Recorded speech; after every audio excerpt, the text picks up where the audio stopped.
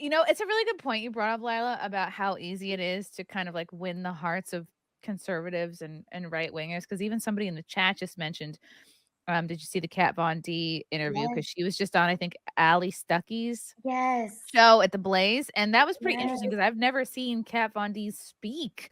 I've never heard her do a podcast. I don't even know what her voice sounds like. And she did this. You never watched LA Inc? No, I I saw thought it. she just made makeup. I knew it was a That's thing. what I know her from. Makeup, She got like famous makes for her eyeliner, TV right? show. You've never seen it? I think she just makes eyeliner. Like, that's how I knew her, I think. Because I always hear, like, makeup tutorials, they say, oh, the Kat Von D blah, blah, blah, blah, blah, makeup. Her makeup's great. Makeup is great. It's very high potency. I don't know that's how you say it. It's like it's opaque. I'm saying the wrong word. It's definitely stage makeup. It's definitely like high intensity makeup. Right. She was famous Yeah. for doing tattoos. She had LA Ink. Then she came out with their makeup line, which is like how I came to know her.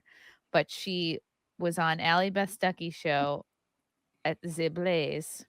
Yeah, I saw Yeah. some of that interview. I know a lot of people were saying she's grifting or whatever. I think she's genuine based on watching her. And it must suck. Like, I know there's the one end, like you guys were talking about earlier with, oh, well, now you could just convert and they accept you open arms. And like, yeah, in that way, it does seem consequence free. But also, you have to kind of have that because the whole concept of Christianity is forgiveness, isn't it? Right. So, because God forgives you, so you have to forgive everyone. So, because if God does it, why wouldn't you? Who are you? Type of thing.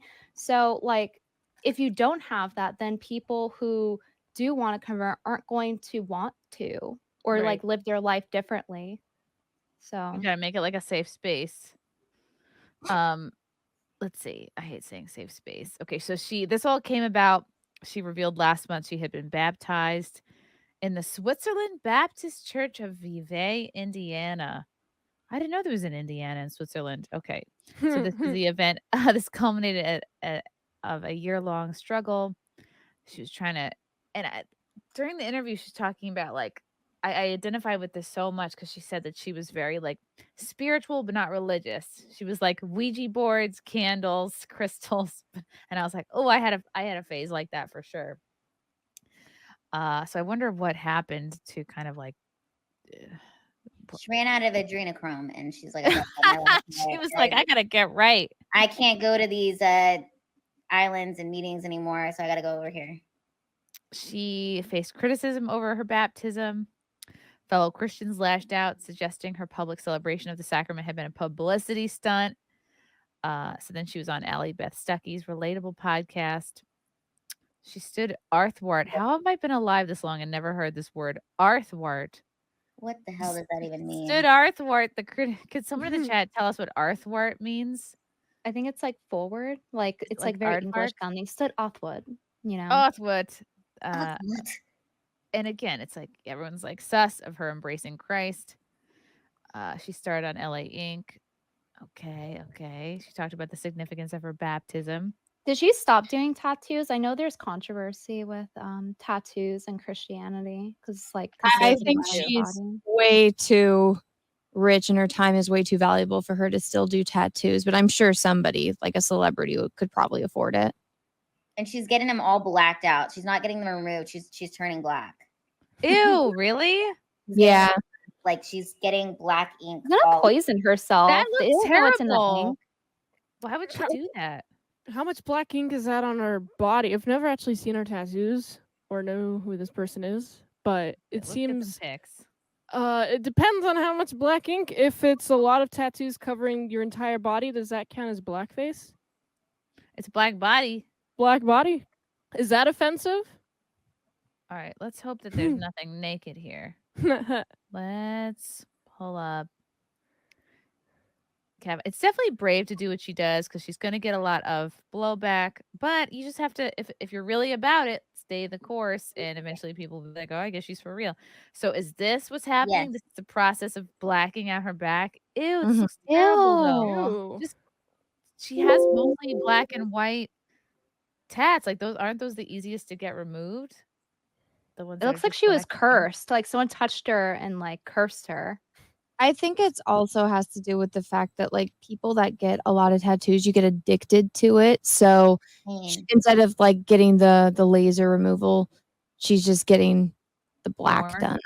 I feel kind of queasy looking at it. Something about it is like really grossing me Yeah, out. it's Not because like because it's not like, oh, it's a dark skinned person and the whole body's like dark skin. It's like, no, she has like these unnatural patches. Even people with vitiligo don't look like this to this extent.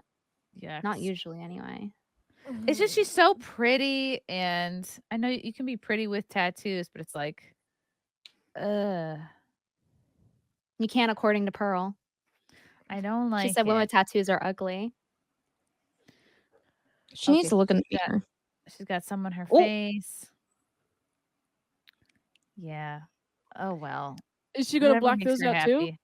The ones on her face? Right. Is she gonna do a Rachel Dolezal? Is she gonna go full blackface? That'd be fun to see. Well, I think that was the point of like how her makeup really took off was because she's so covered in tattoos, and she did a shoot where she used her makeup to completely cover the tattoos. Oh, that was like when she used her makeup, like that was a big thing. I think tattoos are cool. Like if I could go back at 18, I would have covered myself in tattoos and been like one of those like sexy pinup tattoo girls or like suicide girls. I think it'd be cool. I think it's awesome. I couldn't do it now. I'm like already. I would be covered in tattoos if I wasn't so afraid of needles and had a low pain tolerance. I got the one and I'm like, ugh, it hurts so bad.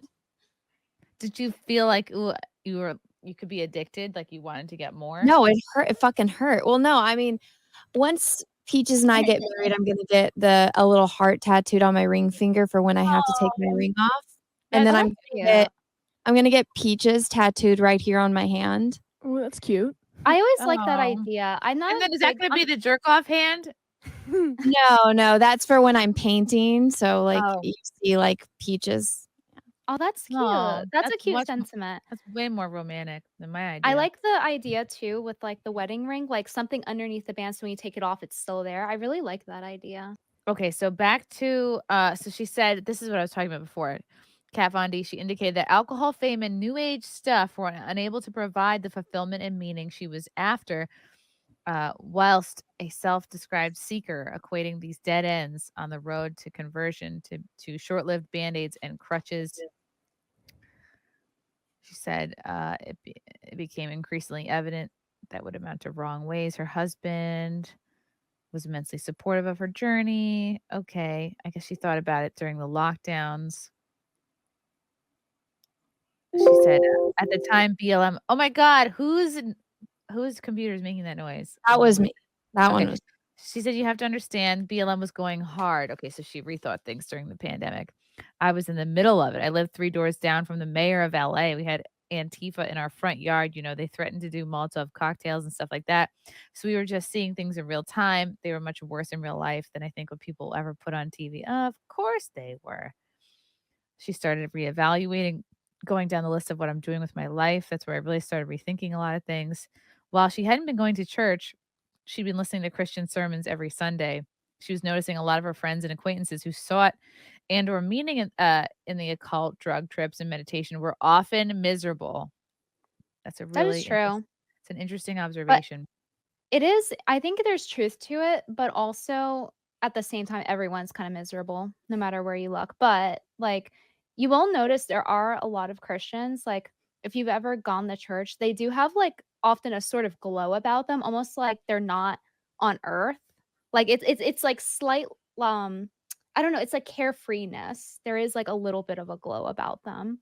But I think that's more about the mindset, but that's just my opinion. Yeah, all of the Christians I've met have been like the strictest people I've ever encountered. They're like, "Oh, you're not supposed to do this because Jesus will hate you," and then like try to put their moral code onto you. I've had that happen a lot to me.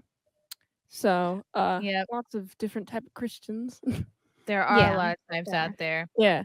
I think the ones that are what Brittany was describing earlier, if like you're open and welcoming and like, we all can't help but judge. But if you're not, I just feel like the ones you want to be open and forgiving that way in case there is somebody who wants to turn their life around and do a 180 to go, oh, okay, I will approach this person who showed me grace and didn't shame me and make me feel like less of a human. Wow, are we talking about last week now? No, I'm just saying hypothetically. Kat also said they're the most broke people. Usually most of them are single. They don't have stability. I'm talking about both financial and the love around them. There's always this drama and dread and doom and gloom. I was one of them. I would look at my Christian friends and I'm like, they're not perfect by any means, but I want what you have, you know. I love the light that you have. Interesting. Well, good for her. She found it, and time will tell. Well, because think about it. So if you're in a mindset where you feel like, let's say either there's no God or like you're really unsure about it, then it feels like everything's on your shoulders. But if you convert to, let's say, a Abrahamic religion, then it's more like carefree and lightweight because now it's in God's hands.